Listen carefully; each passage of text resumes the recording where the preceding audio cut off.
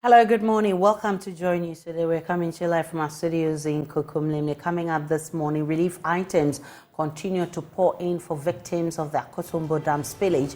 We're live in Sokpoe, where the National Executive of the NDC arrives to also donate relief items. Also, one person dead, two injured in a clash between some residents of Pankrono and Adabrakazongo in the Ashanti region. More as eyewitnesses say it was triggered by the killing of one person 2 years ago. Plus, group alleges mismanagement of public funds at the bulk oil and transportation company and demands resignation and prosecution of top management members. We have details as management of Boss has dismissed the allegations, insisting the company is not engaged in any wrongdoing. We'll bring you business also in this package. My name is Aisha Ibrahim. Do stay for details.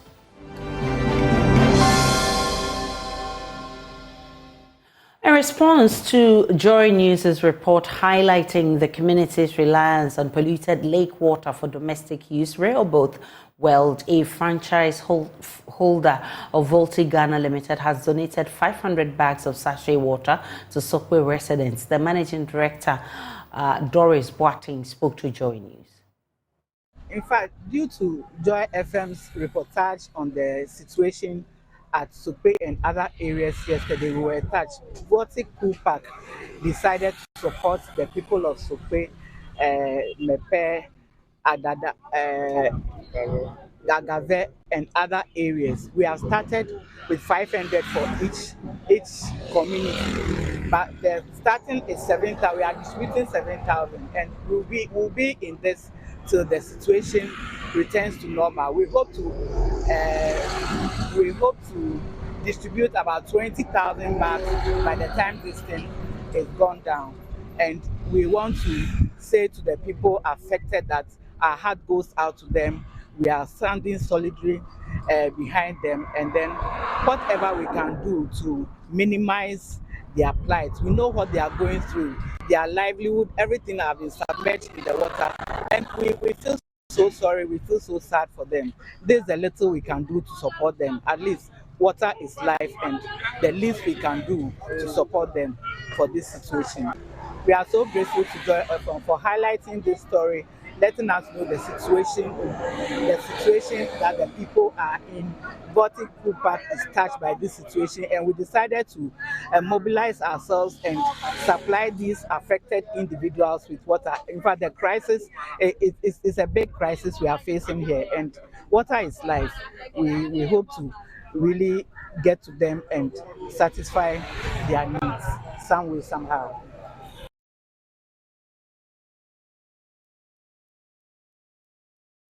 Meanwhile, assemblyman for the Sokpoe electoral area, Edmund Fingaro, has been expressing appreciation to Joy News for highlighting the plight of the residents.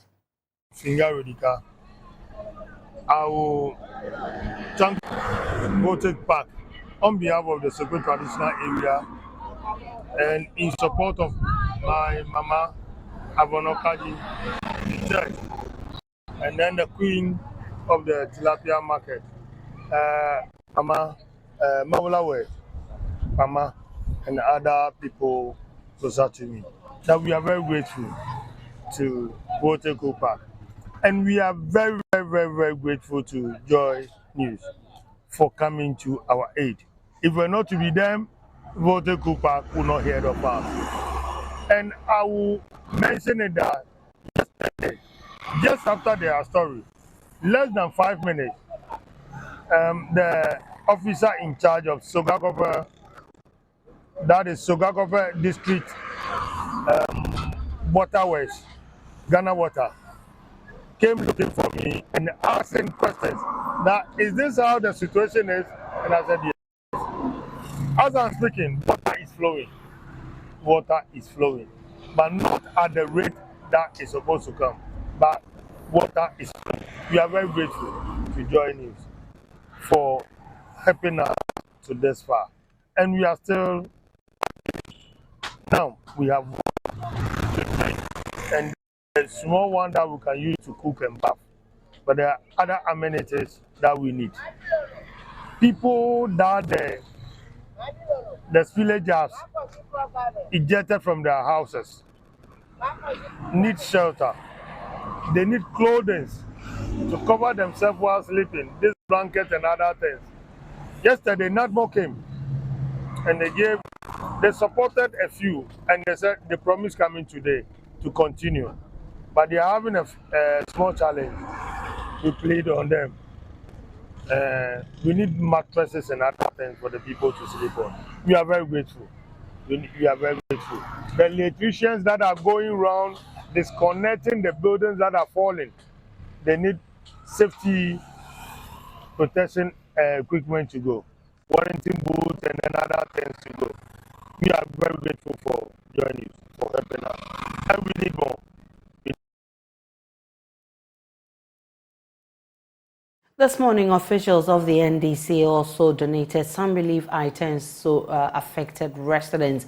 My colleague Carlos Coloni has been bringing us updates.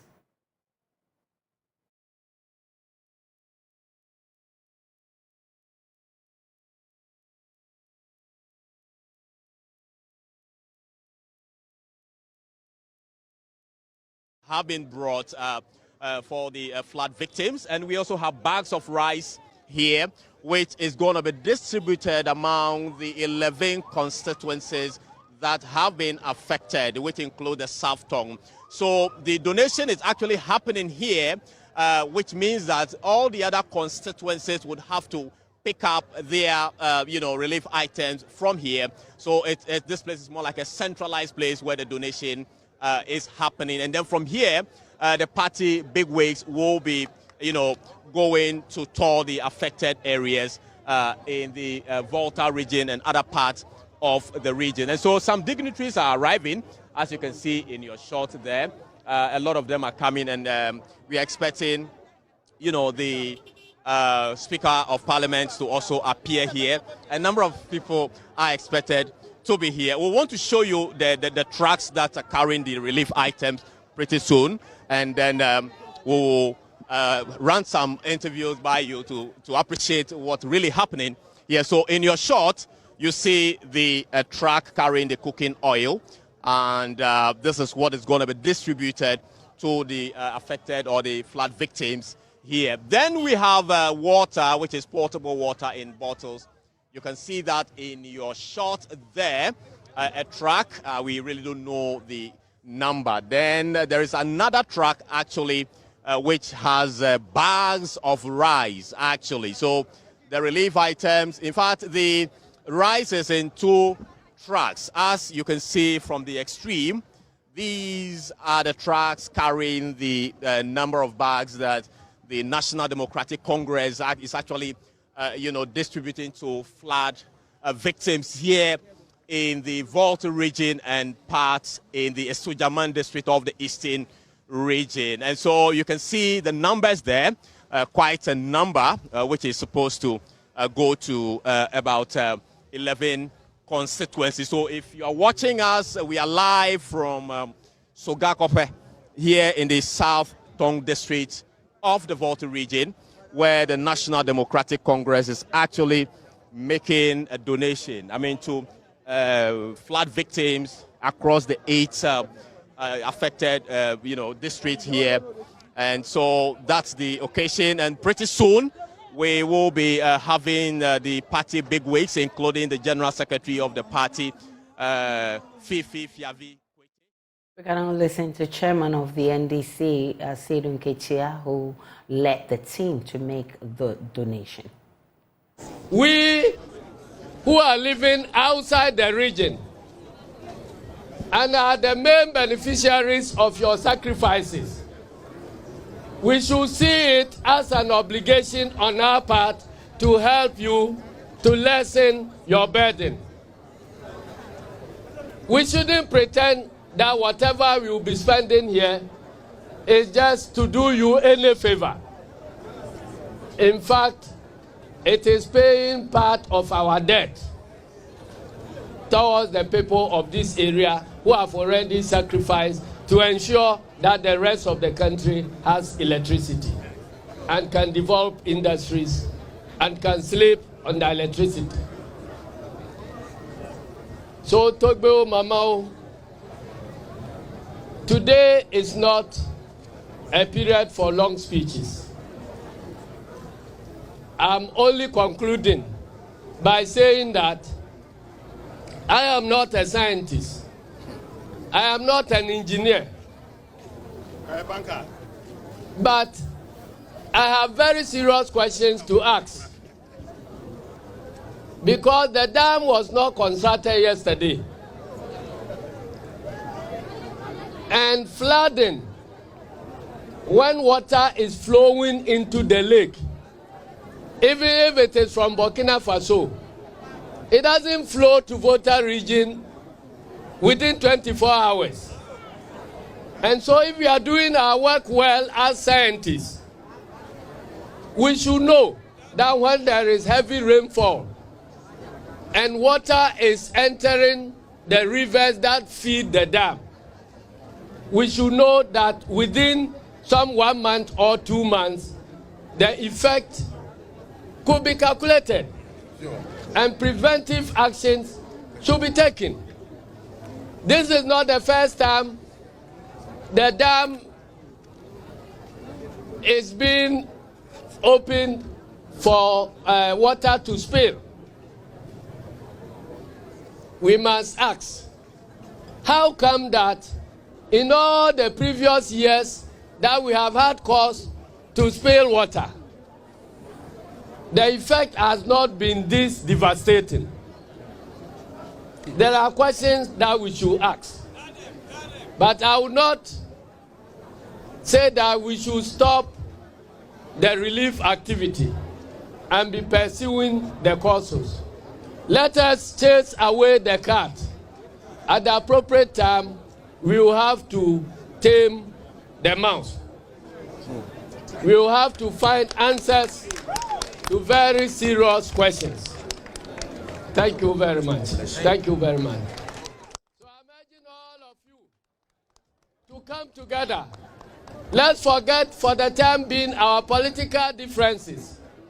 Let's forget for the time being our religious differences or ethnic differences. Let us recognize that we are in crisis. And so we can come together to deal with the crisis. After that one, we can go back to our various divisions. After that one, we can go back to find out the causes of the problem. And to take such actions that this type of thing will not be revisited to anybody in this country. I want to thank you very much. I want to urge you to stay strong.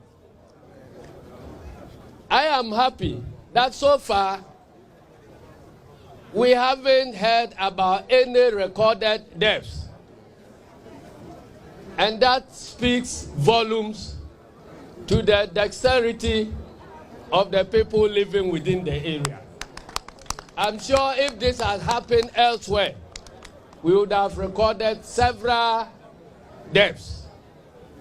So I want to urge you on. I want to let you feel that the whole Ghana is behind you.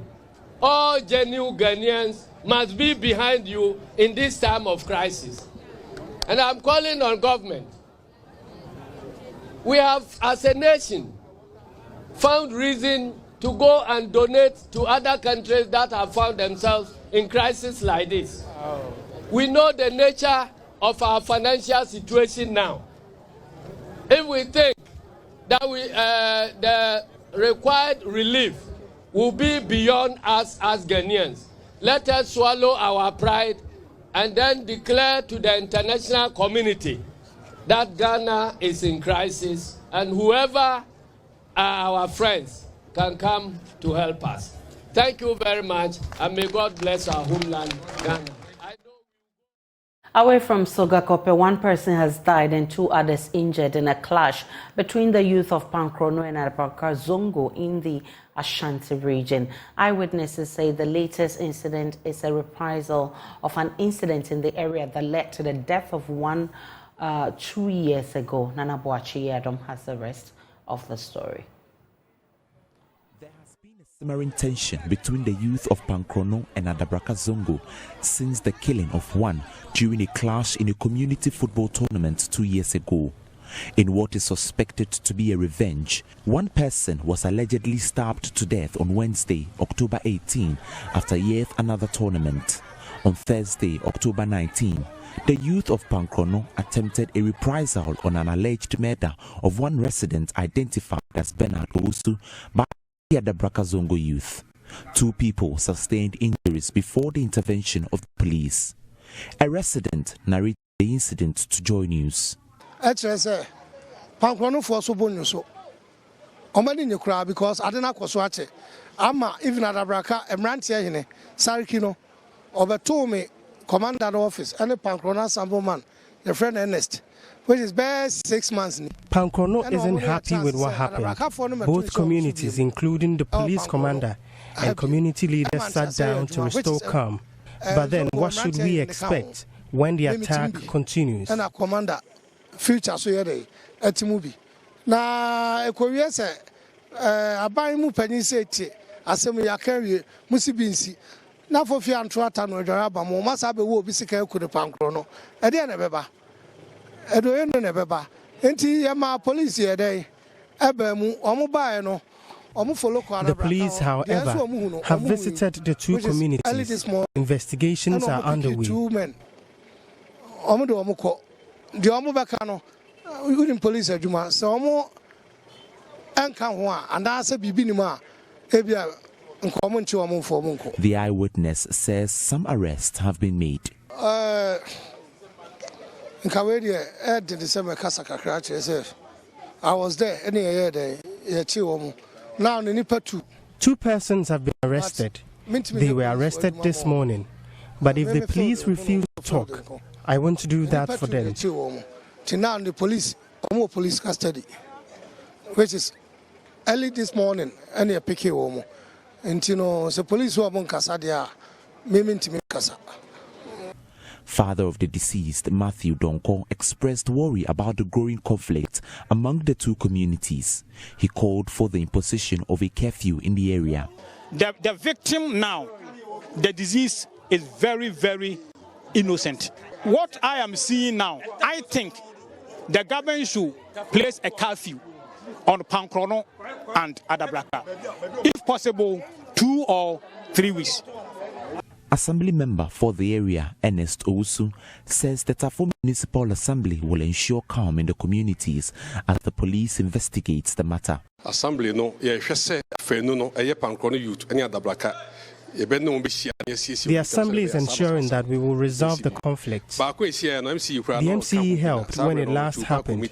We are hoping that it doesn't repeat itself again.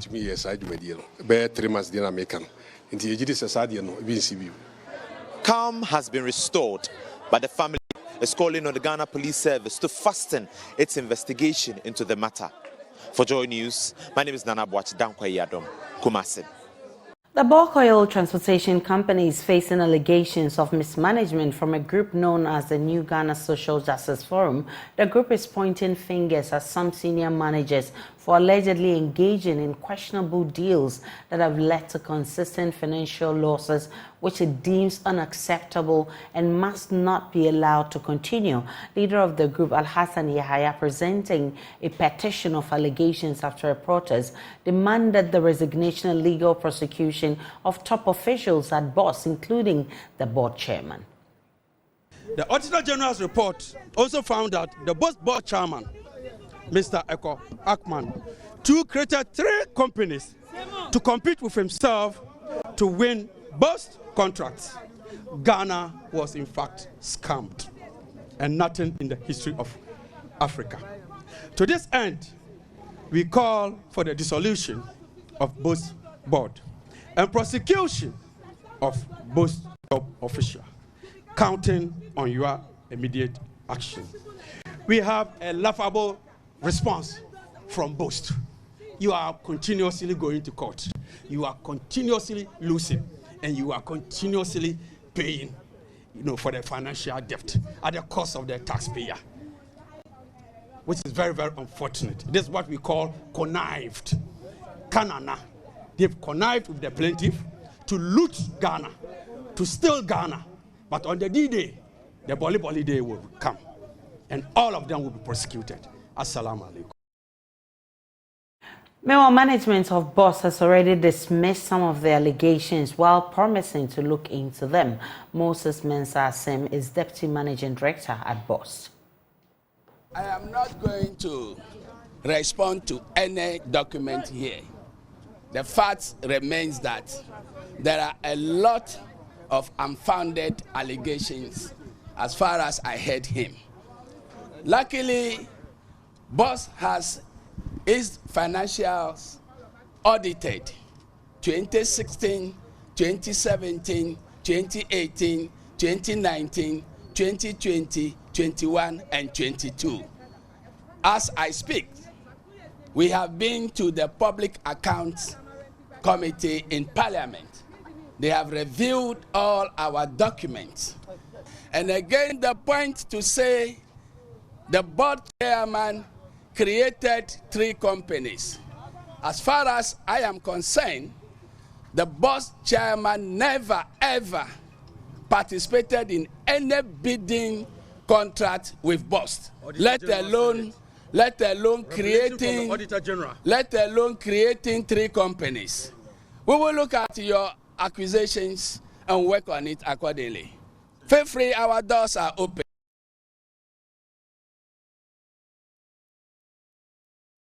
A High Court in Accra has thrown out a contempt application filed against the Ministry of Trade and Industry, Katie Hammond. Mr. Hammond was accused of proclaiming that Asin North MP James Dachi Cohesion will go to prison in a perjury case that is yet to be determined by the court. In a ruling on Thursday, the court presided over by Justice Mary Mamie-Kuya-Yanzu said lawyers for the applicant failed to provide evidence to buttress the allegation. Richard Kwejanyako has more. Mr. Cohesion filed a writ at the High Court citing Kobna Tahiru Hammond, MP for Adansia Sokpoe, for contempt. Mr. Cohesion claimed Katie Hammond in an interview with Oyerpa TV, during which he compared Mr. Coheson's case to former legislator Adamu Dramani Sakande. Lawyers of Mr. James Dachi Cohesion believed that a comment made by Katie Hammond were highly prejudicial and violated Mr. Coheson's right to fair trial. Following that, Mr. Coheson's lawyers prayed the High Court to punish Katie Hammond. Katie Hammond in an interview said, quote, "There is something we call precedence at the court. This is the same thing that happened with Adamu Sakandi. He came to this house. The same NDC, National Democratic Congress members, were the ones who sacked him from parliament and took him to court. He was imprisoned and he eventually died and was buried. It is the same matter," he said. He further said, quote, "They are making all kinds of noise about his swearing in. I prompted the former Deputy Attorney General, Dominic Ayine, to tell the gentleman that we have seen this before in the House. He should leave this House before he would be jailed," he added. Giving his ruling on the contempt application on Thursday, the presiding judge, Justice Mary Yanzu, said, quote, "It was incumbent on the applicant to exhibit the full interview. Without a full complement of the interview, the court is deprived of the opportunity to know exactly what was said. The court," she noted, "cannot rely on the manifestly incomplete publication to rule on a man who denies the content of the publication. There is no room for conjecture. Evidence was required."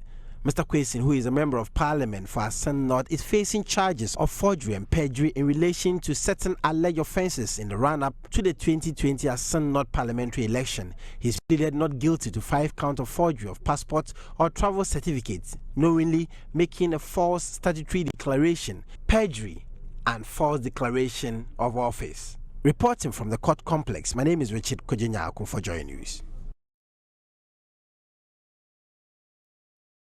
And my name is Aisha Ibrahim from our studios in Kokomlemle. Now, government has granted Barari DV Ghana Limited, a subsidiary of Atlantic Lithium Limited, a 15-year mining lease to commence the mining of lithium at Ewoya in the Mfantsiman municipality of the Central Region. The lease incorporates new and enhanced terms intended to ensure that the country benefits optimally from from the mining of the mineral. This includes an increase in royalty rates, state and Ghanaian participation, as well as value addition to the mineral to be mined. Speaking at a short ceremony in Accra, the Minister for Lands and Natural Resources, Samuel Abujinapo, reiterated government's commitment to ensuring value addition to the country's natural resources. Series of negotiations, as I've indicated, we concluded an agreement with Atlantic Lithium for the exploitation of lithium in Ewoya in the central region of our country.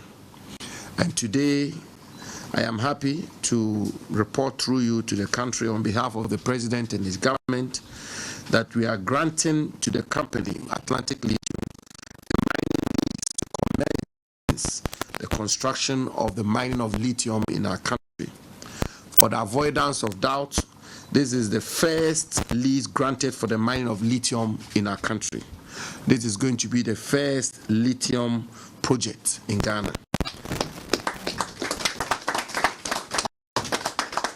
And distinguished guests, the lease we are signing today, I should emphasize, differs from our standard mining lease. Standard mining lease we've been signing for many years in respect of gold, manganese, bauxite, and other known minerals in our country is fundamentally different from the one we are going to sign today. And as I've explained, this is because of the policy approved by Cabinet, which is to say that green minerals are to be treated differently. And if you want, for want of a better expression, the mistakes which were made in the past, in the past, will not be repeated with respect to the green minerals of our country. And so the lease we are signing today, as I've indicated, among others, has innovative provisions such as, and I'll list them copiously, such as 1, an increase in royalties rate from the standard 5% to 10%. The company will therefore pay 10% royalties on all minerals mined. 2, an increase in the state free carried interest from 10% to 13%. Government will therefore hold 13% shares in the company, which we will not pay for, but will be entitled to dividends and other rights. 3, an additional government participation through the acquisition of shares. Thus, in addition to the 13% shares, government, through the Minerals Income Investment Fund, MIF, will acquire additional 6% shares in the mining company and 3.06% shares in the holding company, which is listed on the Australian and London Stock Exchange. This will bring government's interest in the company to 19% in the local company and 3.06% in the foreign holding company. Additionally, government and MIF will have representations on the board of both the local company and the foreign company to protect government's interests. To ensure that other interested Ghanaians benefit from this mining operation, the company will list on the Ghana Stock Exchange, and their shares will be made available to Ghanaian entities and individuals, including SNIT, pension funds, and other high-income individuals. In addition to all taxes, royalties, and levies, including 1% growth and sustainability levy, the company, Atlantic Lithium, will also pay 1% of its revenue into a community development fund to be utilized for the development of communities impacted by their operations. In terms of value addition, the company has committed to complete a feasibility study for the establishment of a chemical plant within 4 months of the signing of the lease, that is within. Scientists are warning of the possible presence of some poisonous heavy metals in some food crops and fish from mining-prone areas of the country. The Environmental Protection Agency found high concentrations of mercury in fish from the Tano River tested in 2022. Similar tests conducted in some leafy vegetables and herbs found they absorb disturbing concentrations of heavy metals. These are contained in the latest Hotline Trust Africa multimedia documentary Poison for Gold, produced by Erastus Asari Donko. Here are excerpts. The milky brown color of the rivers and streams flowing across the country indicate suspended particles, including poisonous heavy metals. 2 years ago, residents of Ewusiejo in the Ahanta West district of the Western region were drinking the polluted water, but soon they started experiencing strange afflictions, as recounted by Theodora Yamwa, a nurse in charge of the town's CHIPS compound. Some of them came here with frequent urinating and also burning sensation when they are urinating, and also some came with skin rashes.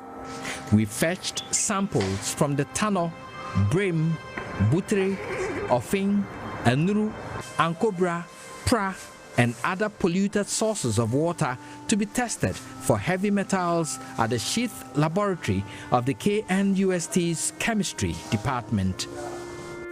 After a week of testing, the results were in. For standard's sake, we use the World Health Organization standards. The World Health Organization pegs the acceptable standard for arsenic at 0.0050 milligrams per liter, while the US and Ghana pegs it at 0.010 milligram per liter. The Oda, Brim, Pra, Ankobra, Enuru, Ofin, Ashre, Butre, Subri, and Tano registered between 0.216 and 0.444 milligrams per liter, which is 0.434 milligrams higher than acceptable levels. This is 20.6 to 55.6% higher than acceptable levels in water using the American and Ghanaian standards. Dr. Eugene Ansa explains the test results. All these water samples that are coming from our water bodies in Ghana were found to be acidic in nature, that is having a pH less than 7. It means that it has got a corrosive effect, and whenever you drink it, you have irritations in the throat. Drinking waters are expected to be neutral. In terms of toxic metals, lead was ranked as the highest toxic metal present in all these water samples. And should anybody drink this water or even swim in these waters, then they are exposed to high levels of lead. The other metals include chromium, cadmium, and arsenic, and all these samples could not pass the quality standards.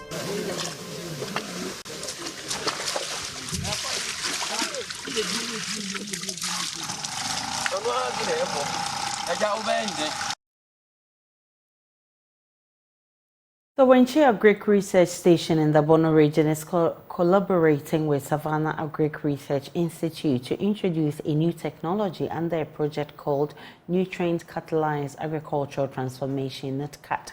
The project seeks to expose farmers to the best farm management practices that will enhance the productivity of their fields. Researchers from Savannah Agric Research Institute of the Council for Scientific and Industrial Research have been showcasing their maize demonstration field that has undergone the best farm management practices. Nestor Kafuya-Juma has more.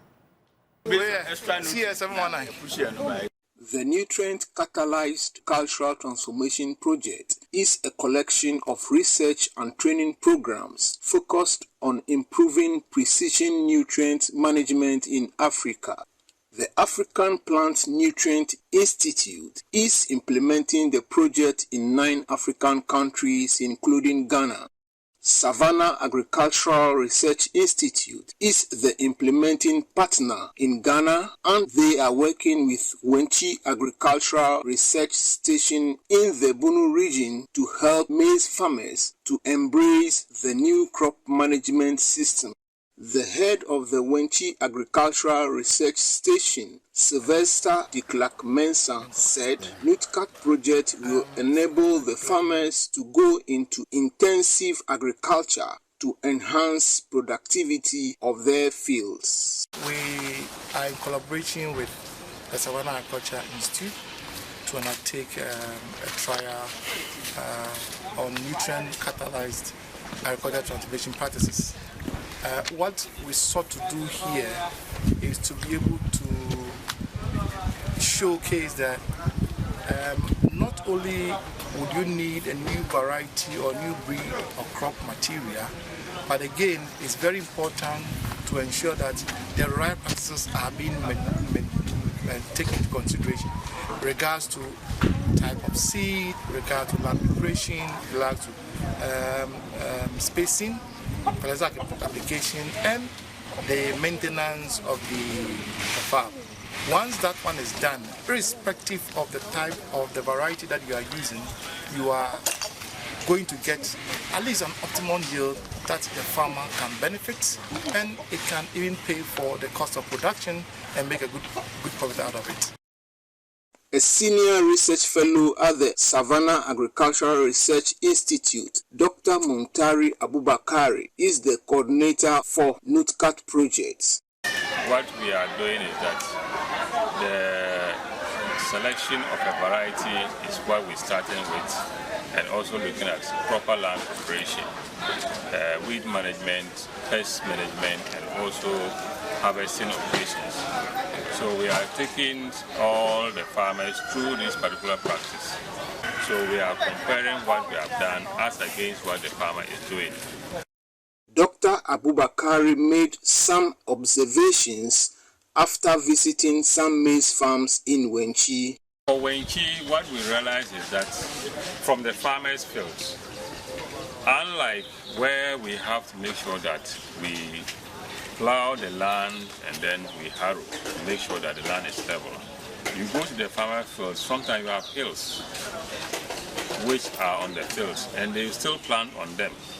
So in that case, you don't have the right plant population, because once you are doing the dibbling, then you skip some portions because of how ununiform the place is. But with our land, you realize that it is plowed and then harrowed to make it level. So in that case, once we are using the right spacing, you have a higher plant population, and that one will translate into the yield. But in the case of the farmers, you realize that the right spacing is not followed because the land is not prepared uniformly as we saw in our fields. So the plant population there is not as ours.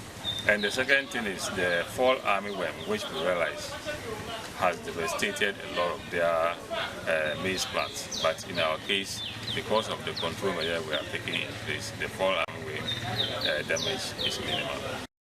The NCAT project is being implemented in the northern, northeast, Savannah, and Bono regions with 4 demonstration sites in each region. Nestor Akufo-Addo reporting. Paramount Chief of the Laura Traditional Area, Akufo-Addo III, has expressed worry over some key projects that were started by government but have stalled. The projects include the Laura Senior High School Assembly Complex, the Laura Municipal Hospital Infrastructure Development, and the Dikpe Bridge. Akufo-Addo was speaking at the climax of the Kombini Festival. JoyNews' Rafiq Salam reports from Laura. Laura Akufo-Addo III first commended government for initiating some key projects in the traditional area aimed at bettering the lives of the people. It will be recalled that last year I reported that some projects which are considered as legacy projects of government were ongoing and at various stages of construction in the traditional area. These included Laura Senior High School Assembly Hall Complex, the G-Red Center being constructed at Tuma, Zambo Girls Senior High School Project, the Laura Municipal Hospital Infrastructure and Building Project. Others were the construction of Laura Haynes Road, the Dikpe Bridge across the Black Water Project. He was optimistic that most of the aforementioned projects would have been completed by the time they celebrate this year's festival. The projects, according to him, have however significantly stalled. We beg, however, to report that these key intervention projects have significantly stalled and progress is very slow in some cases. The Tibet Bridge project has not seen any movement towards the start of construction as envisioned. Yet, in our view, to remain the game changer for the development of the municipality and the promotion of equal cooperation between our country and our soul. Akufo-Addo, who also doubles as the Vice President of the National House of Chiefs, also spoke about challenges faced by the Lora Municipal Hospital in infrastructure and other basic logistics. For it to operate efficiently, the emergency ward project initiated 4 years ago by the Lora Development Authority, which is at the standstill at municipal level, will be completed without any further delay. I am aware that the current management of the hospital has prioritized some much-needed projects in readiness for funding support by NGOs and government. Therefore, I feel strongly to government and our development partners to come to the aid of the hospital. Reporting for JoyNews, Rafik Salam, Lora. Upper West Regional Minister Dr. Hafiz bin Saleh has reiterated government commitment to ensure that terrorists and their elements are warded off from the country. He explains that government is aware of the threat of these terrorists and their elements and has innovated the Gulf of Guinea Social Cohesion project in order to economically liberate the people from the trappings of these terrorist groups. JoyNews' Upper West Regional correspondent Rafik Salam once again reports.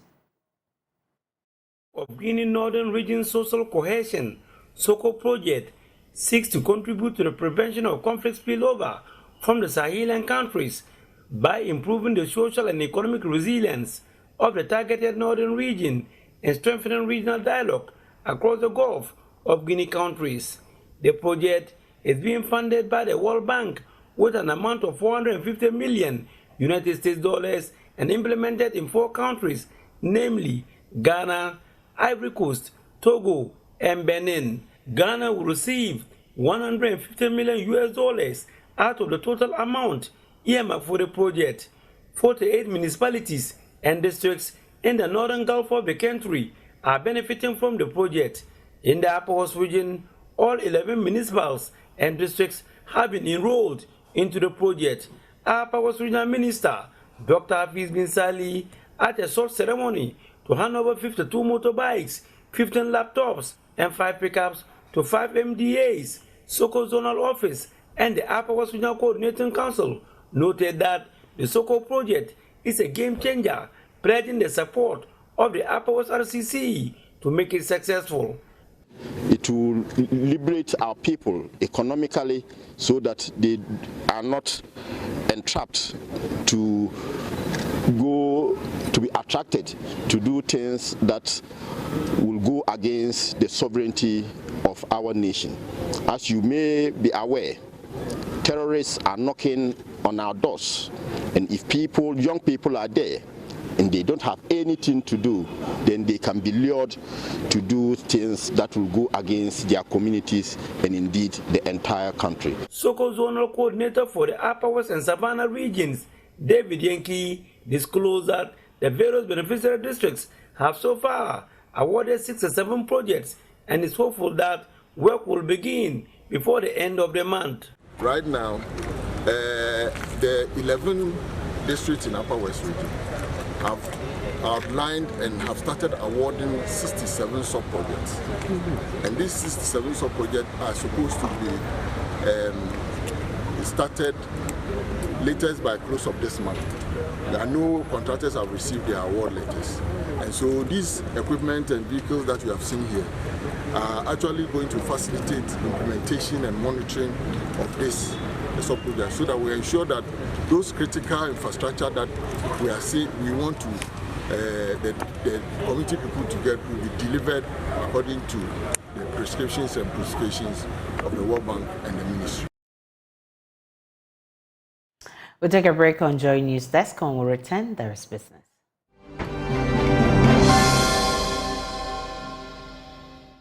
Hello, my name is Emma Davis. Let's do some business news. The Executive Secretary of the Public Utilities Regulatory Commission, Dr. Ishmael Aka, has called on students and other utility consumers to adopt efficient measures to manage their consumption. Speaking at the Sunyani Nursing Training College, Dr. Aka said the Commission wants the students to know the process of resolving utility concerns and become ambassadors to help other consumers appreciate the need to be regular in the payment of their utility tariffs. There is more in this report. The Public Utilities Regulatory Commission's engagement with consumers has been extended to tertiary institutions. In the Bono region, students of the Sunyani Nursing Training College were exposed to the activities of the Commission to regulate the provision of utilities and understand their concerns and the process of resolutions. The students who had their nagging questions answered were also taken through energy conservation and utility tariffs. Dr. Ishmael Aka is the Executive Secretary of PURC. One big issue is that at times when they are not getting the electricity or water at a level they want, the challenge is that they go to the utilities. And when they go and they don't get the solution, there are instances where they don't more like have any option. So we are here to tell them that a PURC is there. But first of all, go to the utility that is providing the service. When you go and you don't get the satisfaction, reach out to PURC and we'll work with the utility to solve your issues for you. When they vacate, they go home. And when they go home, their parents and others, we think that they can be worthy ambassadors explaining, not from PURC, but from their children, why they should be efficient, why they should pay their bills. With the increasing utility tariffs, Dr. Aka called on students and other consumers to adopt efficient measures to manage their consumptions. When you look at most universities and tertiary institutions, the facility user fee has a component that goes into utilities, water and electricity. And often we see students complaining that the fee is just increasing. So again, to also tell them that even if you've not rented but you are living in a student hostel, you have that responsibility to be efficient in the electricity and the water you use. We have a social mechanism within the tariff. We call it a lifeline consumption for both electricity and water. For electricity, if you are not consuming more than 30 kilowatt per hour, you pay about 60% of what you should have paid. That means your tariff is subsidized. So if you don't need it, just put it off. If you are going out, put some of the things off so that you can be within that bracket to help manage your bill. The public relations officer for the student body at the Sunyani Nursing Training College, Michael Cohesion, noted that the first-hand information from PURC will help them reach out to students regarding the usage of utilities. And our next step is to also have one-on-one with the classes and the dormitories to learn how to regulate the utility.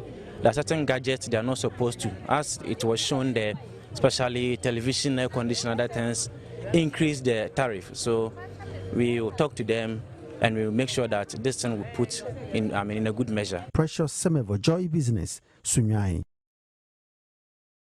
Lacking essential knowledge and strategies to manage small and medium enterprises as an entrepreneur hinders the growth and success of businesses.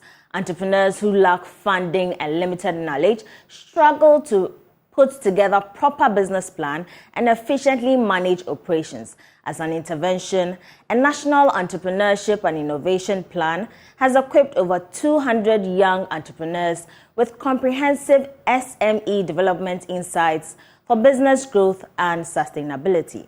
Clinton Yeboah has more.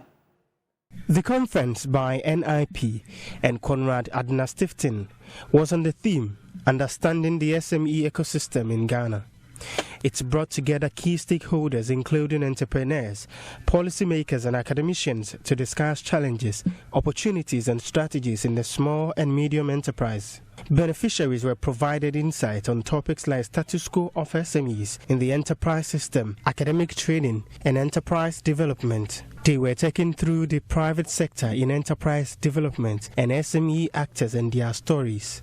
Director of Programs at CAS, Joseph Egjapon Damoy, said the conference will provide participants how to understand and survive in the SME ecosystem. So we reached out to the NEIP and the Gimpa Business School to see how best we can help solve these problems. So our initial discussion with the two institutions was that, okay, let's try and understand the ecosystem from our own perspective instead of just reading reports. So let's bring key stakeholders together to talk about the issues, and then based on our understanding and interpretation, then collectively we can start addressing or helping to solve some of the problems.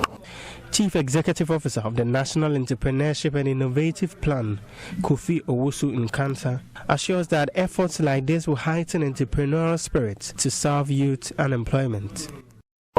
There's a lot going on, and what we did was to have an overview of it, to encourage young people to take advantage of it, to grow their businesses so that in future we can have our own unicorns who contribute to our GDP. And government cannot do it alone. That is That's all for business. My name is Emma Davis. For more business news, log on to myjoyonline.com.